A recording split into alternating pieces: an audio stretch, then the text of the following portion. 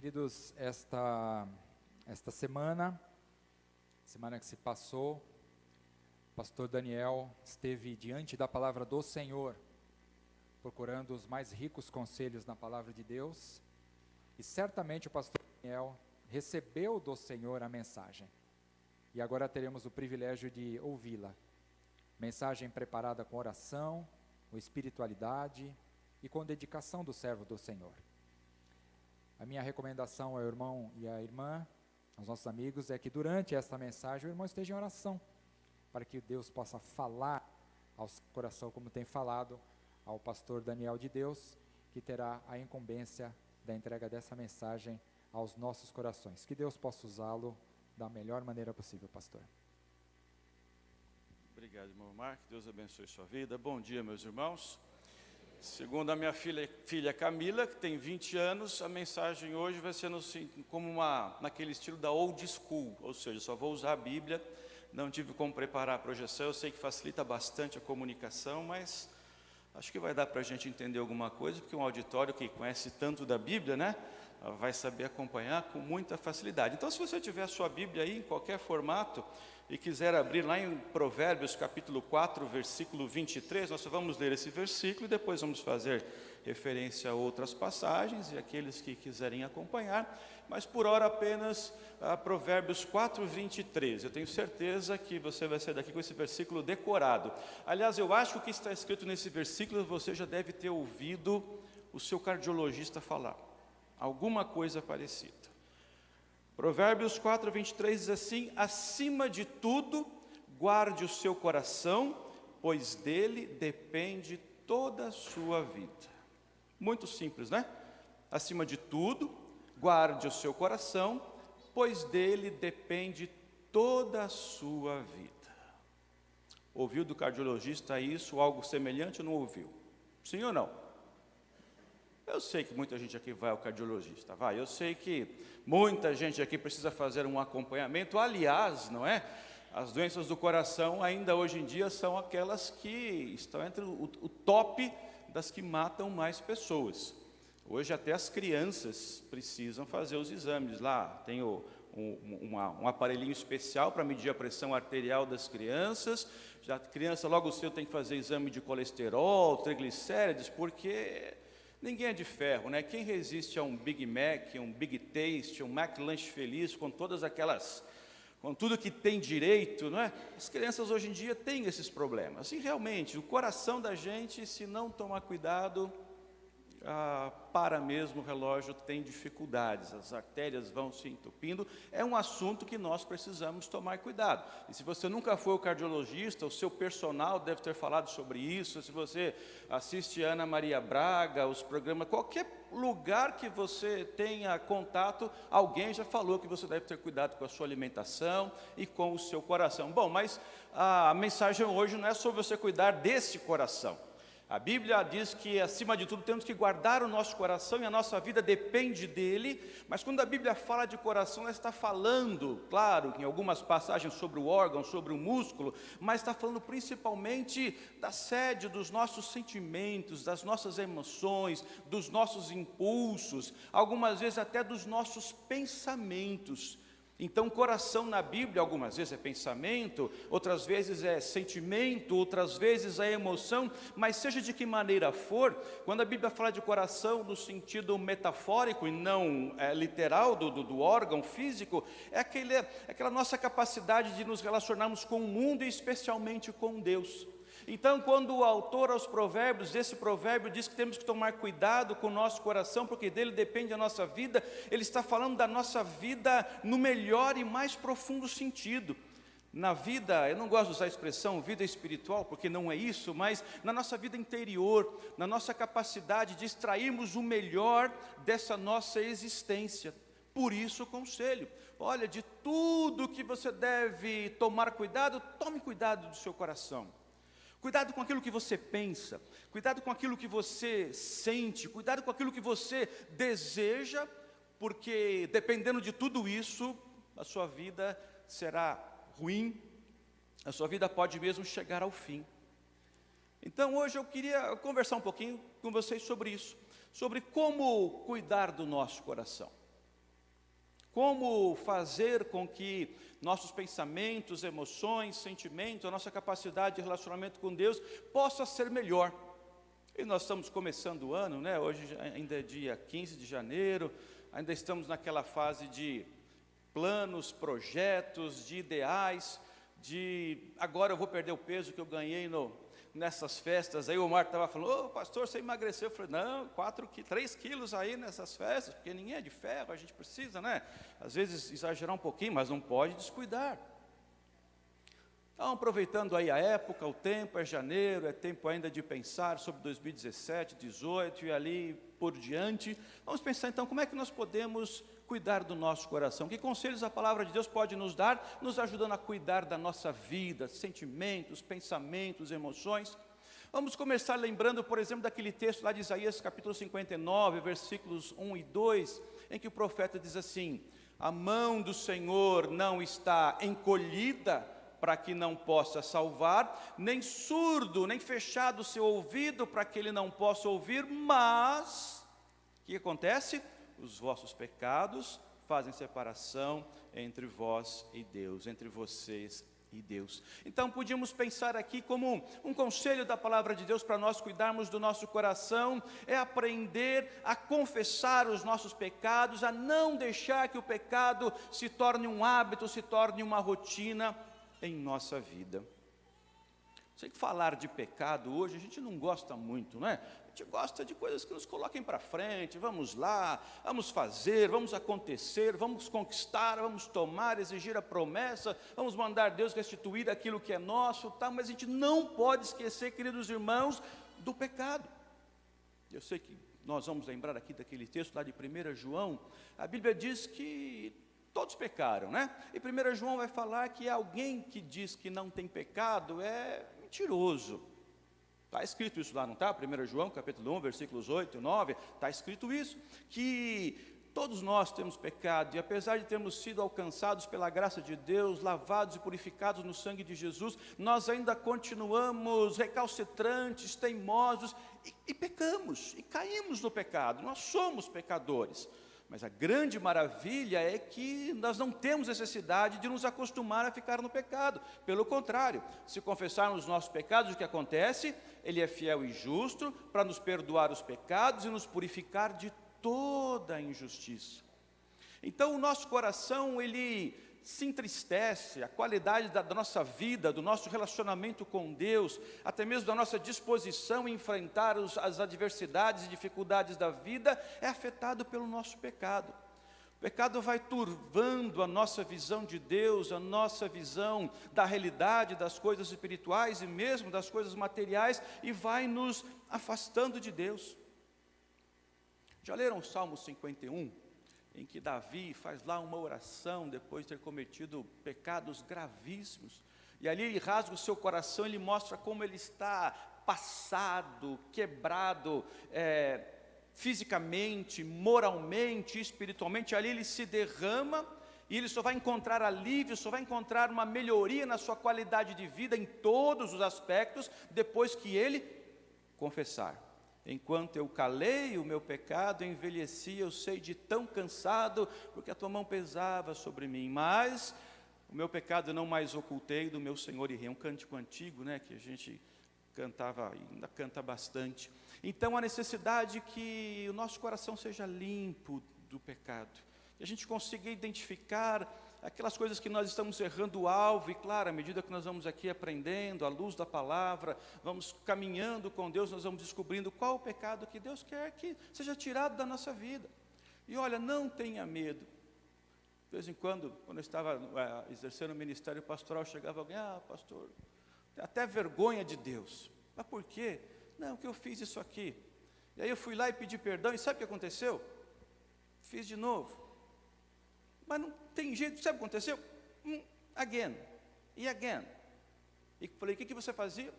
Pastor, não sei nem que não sei nem como orar, mas continua orando, continua pedindo perdão, continua pedindo forças, porque você vai conseguir se libertar disso. Você vai, não adianta você afastar-se da igreja, deixar de orar. E nessas ocasiões, quando a pessoa luta com dificuldade, eu costumo dizer assim, bem-vindo ao clube, porque todos nós lutamos contra o nosso pecado, contra as nossas mazelas, nossas limitações e nossas faltas. Então é preciso que nós nos apropriemos da graça de Deus. A Bíblia diz, a mão do Senhor está estendida para nós. Os ouvidos do Senhor estão abertos à nossa oração. Por isso vamos confessar. Olha aí para o seu coração, faça aí um ecocardiograma, faça uma análise de você. E se tiver alguma coisa que você sabe que está entristecendo a Deus, confesse, peça a Deus graça, misericórdia e siga a sua vida. Mas podemos pensar ainda como um segundo conselho, e aqui primeiro buscamos o perdão de Deus. O segundo conselho da palavra é que nós também aprendamos a perdoar. Que a gente não permita que o nosso coração abrigue mágoas, ressentimentos pela falta de perdão. E a falta de perdão vai nos afastar, claro, de Deus também, mas principalmente do nosso semelhante, do outro, daquele que está ao nosso lado, daquele que caminha ou caminhava conosco. Falta de perdão dissolve famílias, afasta relacionamentos, quebra a comunhão e aquela qualidade de vida que nós precisamos ter. E a questão é tão séria, irmãos, que na oração que Jesus ensinou, eu tinha o pastor que me batizou, o pastor Valdir Golfeto, ele diz assim, olha, às vezes a gente não tem condição de fazer a oração do Pai Nosso, porque é muito sério, né? Porque a gente fala algumas coisas na oração do Pai Nosso, uma delas é assim, e perdoa as nossas dívidas, assim como nós temos perdoado aos nossos devedores. Senhor, perdoa os meus pecados e tal, assim como eu perdoei todo mundo que me ofendeu. Pessoas, se Deus perdoar os nossos pecados, os nossos erros, as nossas faltas, os nossos temores, as nossas covardias, as nossas mazelas, exatamente como nós perdoamos os outros. Geralmente a gente gosta que Deus seja bonzinho conosco, né? O Senhor sabe, né? Não tem essa expressão que a gente gosta de usar? Ah, Deus sabe que eu fiz isso porque... Mas o outro não. Rubens é malvado, Rubens fez aquilo de propósito. Eu não, eu pisei no pé dele, porque eu sou distraído, Deus sabe que eu sou distraído, mas o Rubens não, pisou no meu pé porque o Rubens é malvado. Brincadeira, hein, gente? O Rubens é joia, é 10, pisa no pé de ninguém não, assim, pelo menos não conscientemente, claro. Então nós gostamos que Deus nos trate bem, que Deus nos perdoe, e o grande desafio da palavra é sermos radicais nessa questão do perdão. Ah, pastor, mas isso não é fácil. Claro, irmãos, nunca é fácil. Se Jesus fala assim, quem quiser vir após mim, tome a cada dia a sua água de coco, a sua rede, e deite e fique tranquilo me seguindo, menino. É assim? Não é. Tome a cada dia a sua cruz. E cruz é coisa séria, é difícil. Então, aprender a perdoar é para a vida toda. E a gente tem que lembrar sempre disso. Os desafios da vida cristã são para a vida toda. Ninguém está pronto. Não existe um cristão totalmente pronto. Isso aqui é... Os irmãos se lembram de onde surgiu a palavra cristão? Cristão. Cristão no grego era um deboche inicialmente. O pessoal começou a ridicularizar. Olha lá o cristão, olha lá o cristão. Cristão é um diminutivo de Cristo, de Christos, cristianos. Então, as pessoas que não conheciam a Jesus ridicularizavam, olha lá, o fulano, ele quer ser igual a esse Cristo que eles pregam, que é perfeito e tal. E esse é o nosso ideal. A Bíblia não diz isso, que cheguemos à estatura do varão perfeito? Pois é, que é Jesus. E Jesus perdoava. Na cruz ele dizia o quê?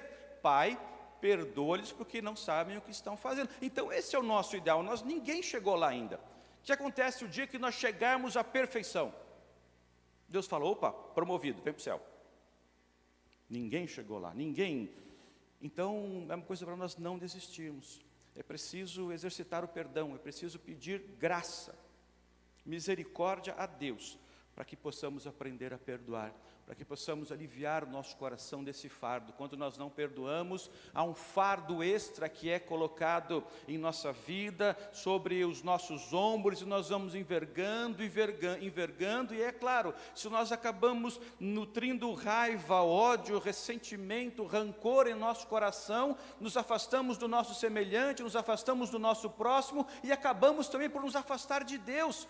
E uma coisa vai se tornando um círculo vicioso de rompimento de relação com Deus, de rompimento de relação com o nosso irmão, e isso vai fazer com que o nosso coração afete a nossa vida, e vamos adoecendo, e aí vamos perdendo a alegria, vamos perdendo a certeza daquilo que Deus tem para nós, e é por isso que temos que aprender a aliviar esse fardo, e pedir que Deus nos ajude e nos ensine a perdoar e viver de acordo com o perdão que nós concedemos àqueles que eventualmente nos ofenderam, que nos machucaram.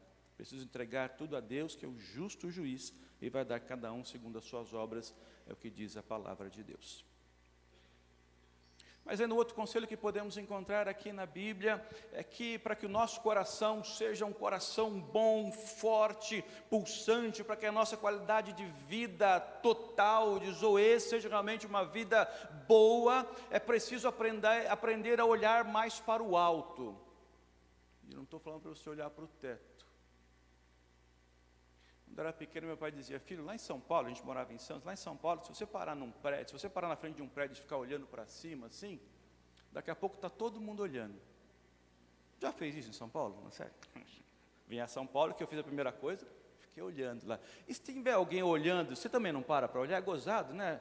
Igual a mesma coisa, se tiver alguém tossindo, a gente começa a tossir. Alguém espirra, daqui a pouco alguém vai começar a espirrar. Nós temos essa coisa, mas olhar para o alto aqui, não é olhar para o céu físico. Lembram-se lá em Colossenses, quando Paulo fala assim: vocês ressuscitaram e a vossa vida está escondida em Cristo, que está no céu, assentado à direita de Deus. Então olhem para as coisas do alto e não só para as coisas da terra. Essa coisa de olhar para o alto é pensar mais nas coisas de Deus, olhar mais para Jesus. Mas pastor, é claro, a gente vem todo domingo para fazer isso. Não é exatamente isso. É nutrir uma vida devocional mais intensa, é pensar em outros valores, é pensar em coisas de Deus mesmo. Porque senão nós vamos fazer com que a nossa fé seja uma ferramenta para viver apenas neste mundo presente. E se nós estivermos olhando apenas para esse mundo, irmãos, se nós viermos à igreja apenas para encontrar forças para enfrentar o dia a dia, olha a expressão que eu estou usando, apenas para isso, nós não vamos conseguir. Porque quando nós olhamos para o mundo é um lugar assim, desculpa a expressão, meio louco, né? Zygmunt Bauman foi um filósofo polonês que morreu essa semana. Ele cunhou a expressão modernidade líquida. A coisa é tão moderna que ela é líquida. A coisa é tão moderna que se desfaz no ar. Ideias, conceitos, preconceitos, o que era certo antigamente agora é errado, o que era errado, e as coisas vão mudando a cada tempo. Uma geração vê mudanças muito mais rápidas do que as pessoas viram em 40, 50 anos. E dizem que nos próximos 5, 6 anos haverá mais mudanças ainda. Então ele cunhou esse termo para mostrar isso, como as coisas mudam. Os americanos devem estar se perguntando até hoje, né, como é que eles elegeram o Donald Trump? A gente fica sabendo pelo jornal, mas é uma mudança. Por exemplo, quando houve o presidente Bill Clinton, lembram-se daquele escândalo sexual, tal, os americanos queriam impeachment, deu aquela questão toda, e agora elegem um homem envolvido notadamente em escândalos sexuais. O que é isso? Mudança de conceitos, por outros motivos. Então nós cristãos, se ficarmos olhando apenas as coisas, as circunstâncias ao nosso redor, nós não vamos ter rumo, nós não vamos ter norte, porque a cada hora o mundo está indo para um lugar. Das coisas mais prosaicas, às coisas mais sérias. Prosaica, por exemplo, antigamente todo mundo comia ovo de manhã. Eu lembro que a minha avó lá do interior, ela gostava de pegar o ovo caipira, né? Aquele ovo mais escuro, colocar na água e começar a ferver. Eu falava que era ovo quente. Aí você pegava a colherzinha, quebrava o ovo, jogava salzinho. Tem gente torcendo o nariz aqui, mas tem gente fazendo assim, ó, gostoso, não tem? Tem gente que gosta? Claro. Minha filha está lá assim, mas eu gostava. Mas tem, como é que é? Salmonela e colesterol, então você não pode. Aí veio outra pesquisa, ovo, no máximo 2 vezes por semana. Mas já tem uma pesquisa mais recente que diz, olha, está liberado, pode comer ovo todo dia. Coisa prosaica. Agora vamos pensar aí na questão do aquecimento global, as mudanças climáticas, as coisas estão mudando. Dizem que há uma geleira para se desprender lá do Polo Sul, que é do tamanho de Brasília, né, do Distrito Federal. Já pensou se essa coisa começa a ir pelo mar aí? São mudanças, são coisas que nós vamos vão nos chocando, vão nos mudando. Então, se nós ficarmos olhando para isso, se ficarmos olhando para as limitações da política, do governo, do Brasil, do mundo todo mundo está perplexo. Você olha para a Europa, a questão dos refugiados, os americanos perdidos nesse momento, a Rússia, o pessoal lá da OTAN está colocando exército nas fronteiras com medo da Rússia. Aqui o narcotráfico na América do Sul, quer dizer, se a gente olhar para o mundo, para a situação econômica, a gente fica louco. Por isso que Paulo fala, não olha só para essas coisas, olha para Jesus. Lembra de pensar em Jesus. Lembra que apesar de todas as coisas, Deus está no controle da situação. Veja os personagens bíblicos e você vai ver as lutas que passaram porque mantiveram o seu olhar aonde? No alto. O que acontece com a gente muitas vezes? Lembra-se daquela passagem de Pedro, quando Jesus vem andando sobre o mar, os discípulos, haviam pegado o barquinho, lá pelas tantas horas da noite, vem o Senhor Jesus andando sobre o mar. Tá, lá vem ele. Aí Pedro olha e fala, é um fantasma. Não, sou eu mesmo. Senhor, se é o Senhor, então manda, eu vou descer do barco, vou andar nas águas. E ele começa a andar. Jesus fala assim, vem cá, então vem. E ele começa a andar. Aí o texto tem uma sutileza interessante.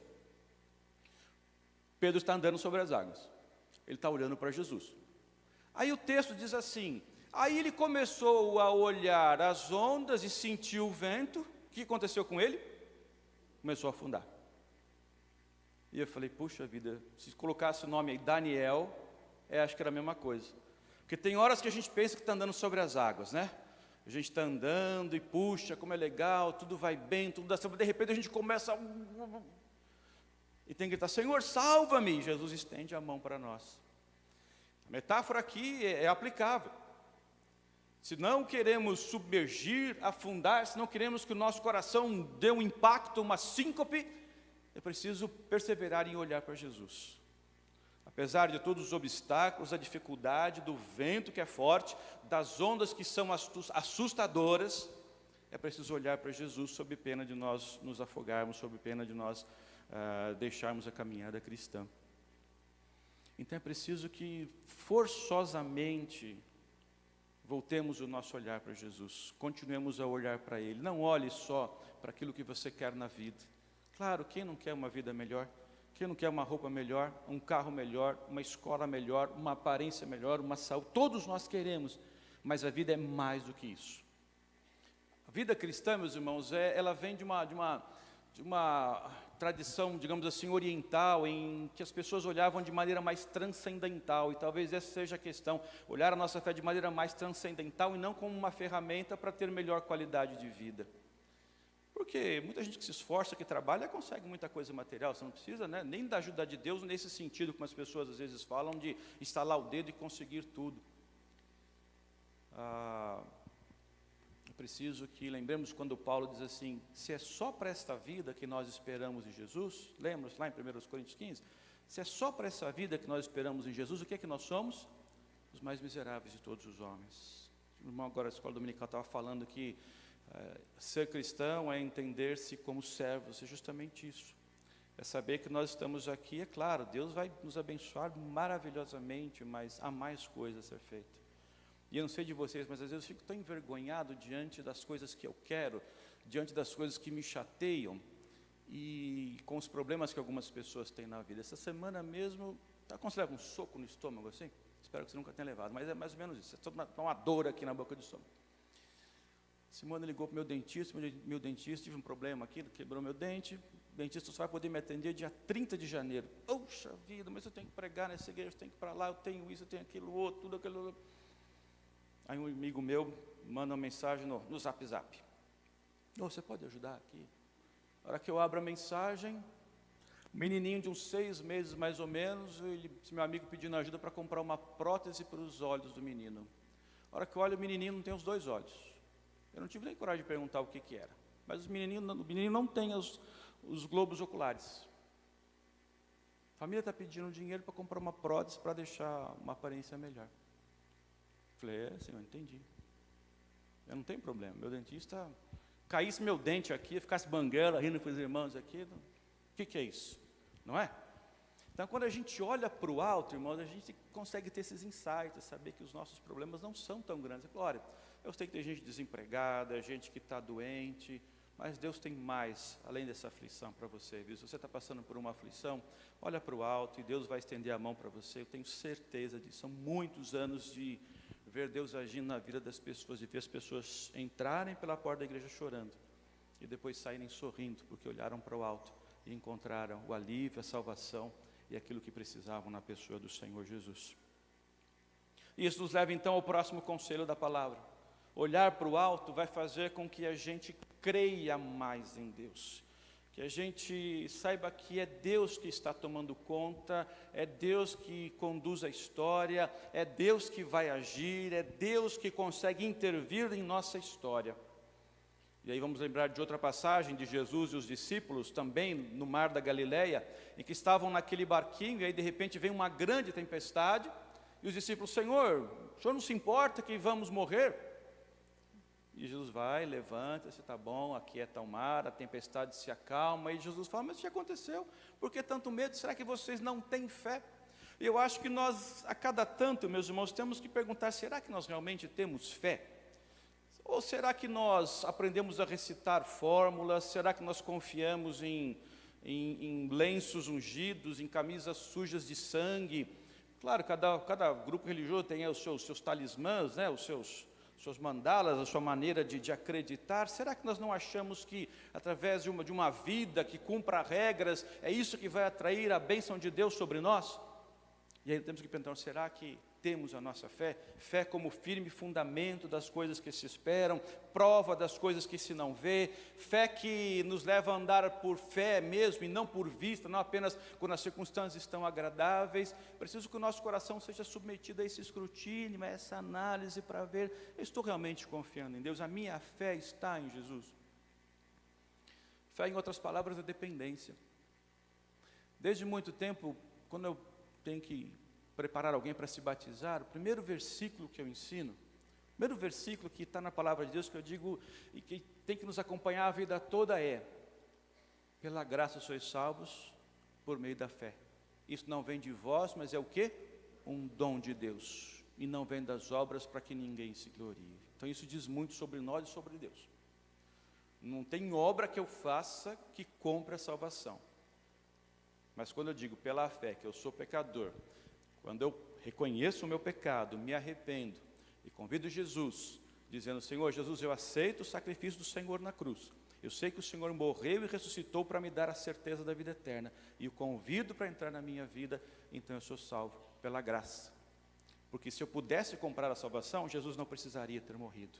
Ele morreu para isso, para pagar a pena dos nossos pecados e nos dar gratuitamente um lugar no céu. Então a fé começa aí, crendo em Jesus como Senhor e Salvador, e depois nós andamos à luz dessa primeira verdade: graça.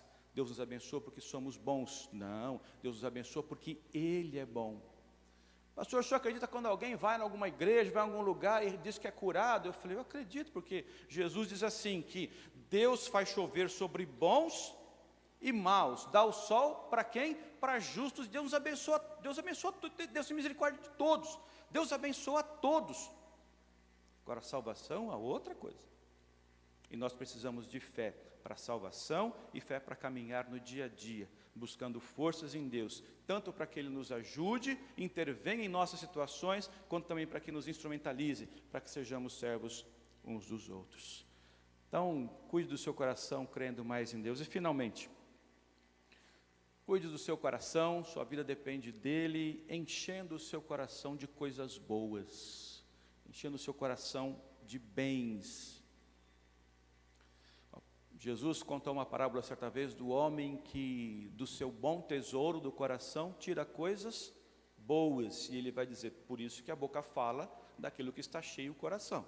Então o coração cheio de maldade, de inveja, de falta de perdão, de incredulidade, de temor, de adultério, de coisas ruins, só vai fazer coisas ruins. Então a questão é, à luz da palavra, enchemos o nosso coração de coisas boas, transformar o nosso coração num tesouro. Como é que a gente faz isso? Lembram-se quando Paulo estava preso e ele escreveu a carta aos Filipenses? Lá no final da carta, capítulo 4, ele diz assim: irmãos, no mais, tudo que for amável, honesto, justo, puro, de boa fama, se houver alguma virtude, se houver algum louvor, nisso pensai. Ou seja, encher o nosso coração de bons pensamentos, de pensamentos da palavra de Deus, caminhar com pessoas que nos acrescentem, pessoas que nos ajudem a edificar o nosso coração, andar com pessoas que possam nos aconselhar a fazer o bem e a rechaçar o mal. Onde nós olhamos hoje, as notícias não são animadoras. Se ficarmos enchendo o nosso coração somente desse tipo de notícias, não vai ficar bom. Como diz o pessoal, vai dar ruim, né? O coração só vai ficar amargurado, entristecido e não vai ter o bem. Encher o coração do bem também, irmãos, é fazer o bem. Jesus andou por toda parte fazendo o quê? O bem e curando os oprimidos do diabo, é o que nós lemos lá em Atos. Andou fazendo o bem. O que é fazer o bem? É ajudar as pessoas, é estender a mão, é oferecer-se para ajudar naquilo que você puder. Pastor, mas eu só não sei fazer nada, não tenho dinheiro, não sei cantar na igreja, não sei pregar aí na frente, não sei fazer nada. Você sabe orar. Você pode sentar alguém que estiver chorando, você pode sentar do lado dessa pessoa e não falar nada. Quando essa pessoa perder alguém querido, só fica assim, ao lado dela, e diz: eu vou orar por você. Tenho certeza que vai fazer uma grande diferença. Você vai espalhar o bem. Se você puder ajudar de outra forma, ajude. Não é mais, não é menos, é diferente, são outras formas de ajudar. Todos nós temos muitas formas de ajudar os outros. A última vez que eu preguei aqui, eu disse que um dos privilégios, das alegrias de ser pastor, das coisas que enchem o nosso coração, o fato de que às vezes você vai visitar um crente no hospital ou numa situação difícil, e você chega lá, num hospital, por exemplo, e todo mundo começa a falar bem daquela pessoa, não é? Mas, puxa, só lá aquele senhor ali, o fulano, uma gracinha, por que não? Aí ele conversa com a enfermeira, ele ora aqui por mim, ele está lá. Ele está fazendo hemodiálise aqui, mas é alguma coisa diferente. Ele consegue orar, ele consegue dar o sorriso, ele ainda anima os outros pacientes. É graça de Deus, é fazer o bem, um coração cheio do bem. A pessoa pode estar ruim, é claro, humanamente todos nós caímos, ficamos fraquinhos, mas ainda assim há uma coisa diferente, que faz brilhar Jesus no coração e a gente consegue espalhar o bem, porque o nosso coração está cheio de bem. Então olhe para o seu coração e enche ele de coisas boas, de bens espirituais, né? Construir uma casa no céu, como a gente costumava dizer, como diz a palavra, com boas obras, com boas palavras, com boas companhias, com boas atitudes, com bons pensamentos e com a fé no Senhor Jesus. As versões mais tradicionais da Bíblia dizem assim: sobre tudo que se deve guardar, guarde o seu coração, porque dele procedem as fontes da vida. E fontes nos remetem à ideia justamente de fonte de água. Fonte de água. Já foram na nascente do Tietê, lá em Salesópolis? As crianças hoje vão muito, para ver trabalho escolar, tal, para aprenderem. Mas começa pequenininho a fonte do rio Tietê. Não é muito grande, mas é aquela água limpinha, cristalina. E aí vai vindo para São Paulo, aqui, aí aquela situação que nós conhecemos, do Tietê, poluído, vamos ver nas represas. E, aliás, nós em São Paulo passamos um trauma aí há pouco tempo, e agora os nossos irmãos lá de Brasília, que vão viver do racionamento de água. E por que as coisas ficam poluídas, ficam sujas? Porque nós sujamos as fontes. Sem água não há vida, a água é fonte de vida. Então, quando a Bíblia fala as fontes da vida, é isso. Temos que ter o mesmo cuidado com o coração que temos com as fontes de água. Se nós jogamos lixo na água, se vamos na fonte e jogamos lixo, se fazemos desmatamento, ocupação ilegal, produtos químicos, a água fica envenenada e nós morremos. A mesma coisa o coração. Se a gente não deixa o nosso coração limpo, se não exercitamos a nossa fé, se não confessamos, se não perdoamos, se não persistimos em olhar para o alto, fica envenenado e nós acabamos morrendo. Então, meus irmãos, vamos cuidar bem do coração. Cuide do seu coração acima de tudo, pois dele depende toda a sua vida. Inicie 2017 olhando para o seu coração, vendo como está o seu coração e tome o propósito de cuidar melhor dele, com carinho. Já viram uma propaganda de uma margarina que a pessoa anda com o coração embaixo do braço? E aí o coração está meio fino, ele vai lá e troca. Seria bom se fosse assim, né? Mas não é. Então tem que cuidar bem do coração. Aquele coração, nossos pensamentos, nossas emoções, desejos, impulsos, submetê-los a Jesus e cuidar, para que Ele mude o que precisa ser mudado, para que a nossa vida, nosso relacionamento com Deus, com o nosso semelhante, com o mundo, seja satisfatório e a nossa vida seja feliz, abençoada, para a glória do Senhor. Amém?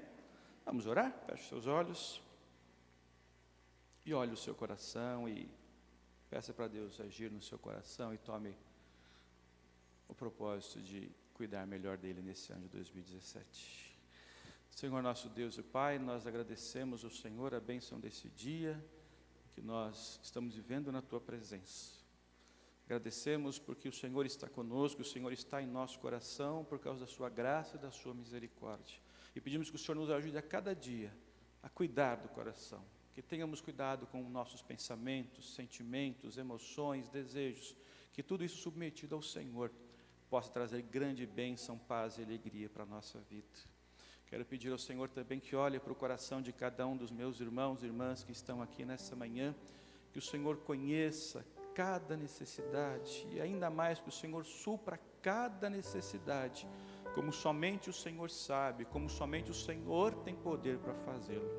Fortalece aqueles que estão enfraquecidos, acalma aqueles que estão preocupados, transtornados, traz alegria àqueles que estão abatidos, renova a esperança daqueles que têm dúvidas e age no coração de cada um de nós aqui nessa manhã, ó Deus. Fica conosco, nos ajuda, cuida do nosso coração, cuida da nossa vida, porque nós oramos assim, ó Deus, no nome do Senhor Jesus. Amém.